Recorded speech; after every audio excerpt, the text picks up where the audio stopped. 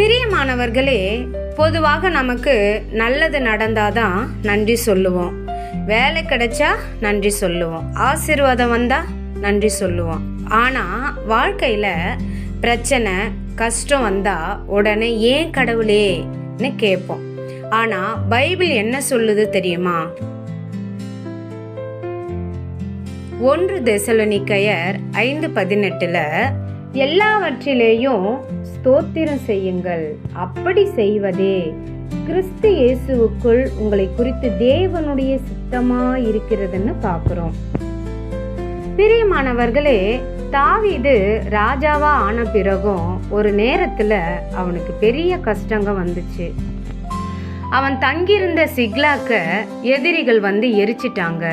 அவன் குடும்பத்தையும் அவனுடைய மக்களுடைய குடும்பத்தையும் எல்லாரையும் பிடிச்சிட்டு போயிட்டாங்க. அதை கண்ட தாவீதும் அவன் உடன் இருந்தவர்களும் மிகவும் துக்கப்பட்டாங்க. அவரோட நண்பர்கள் கூட கோபத்துல தாவீத கல்லால அடிக்க நினைச்சாங்க. ஆனா அந்த நேரத்துல தாவீது மனம் உடைஞ்சு போகல. அவன் தேவனை நோக்கி பார்த்தான். தேவனில் தன்னை பலப்படுத்தி கொண்டான். அதாவது அந்த கஷ்டமான சூழ்நிலையிலும் அவன் தேவனை நம்புனான். தேவன் தாவீதுக்கு ஒரு வழியை காட்டினாரு.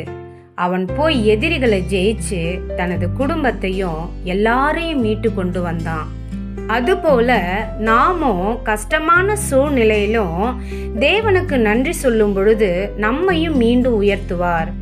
அதனாலதான் வேதாகமம் சொல்லுகிறது, நல்ல நேரத்திலும் கஷ்ட நேரங்களிலும் கூட தேவனுக்கு நன்றி சொல்லுங்கள் என்று. ஏன்னா நமக்கு புரியாத சூழ்நிலையிலும் தேவன் ஒரு நல்ல திட்டத்தை வச்சிருப்பாரு.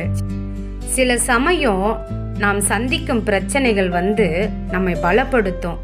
தேவனிடத்துல நம்ம இன்னும் நெருக்கமா கொண்டு செல்லும். அதனால ஒருவர் சூழ்நிலையை பார்த்தால தேவன் மீது நம்பிக்கை வைத்து நன்றி சொல்லணும். இன்று உங்க வாழ்க்கையில என்ன பிரச்சனை இருந்தாலும் ஒரு நிமிஷம் நின்னு தேவனுக்கு நன்றி சொல்லுங்க.